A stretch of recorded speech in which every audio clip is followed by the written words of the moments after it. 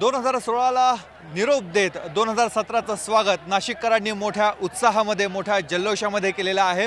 आज नाशिकच्या wine capital म्हणून जी देशभरामध्ये ओळखले जाते त्या नाशिक नगरीमध्ये नाशिककर मोठ्या धूमधाममध्ये सहभागी झालेले होते आणि एकीकडे वाईनचा आस्वाद घेत संपूर्णतः डीजेच्या तालावर थिरकत नाशिककरांनी 2017चं मोठ्या जल्लोषामध्ये स्वागत केलेलं आहे।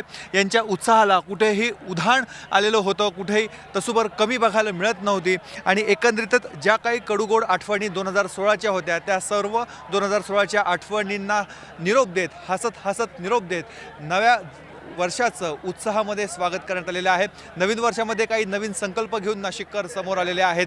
जो काही काळ्या धनाचा जो विषय सध्या देशभर गाजत आहे त्या काळ्या धनाचा पूर्णपणे नायनाट करण्यात खारीचा वाटा उचलण्याची तयारी नाशिककरांनी दाखवलेली आहे। त्याचबरोबर स्वतःचं आरोग्य हे कसं निरोगी राहील या दृष्टीने देखील नाशिककर आज संकल्प करता आहेत।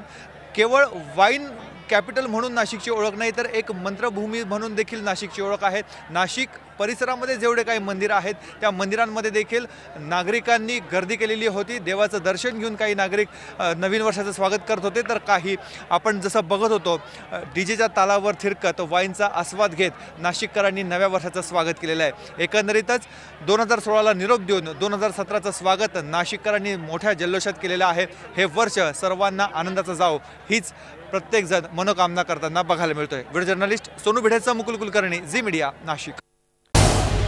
झी 24 तास रहा एक पाऊल पुढे।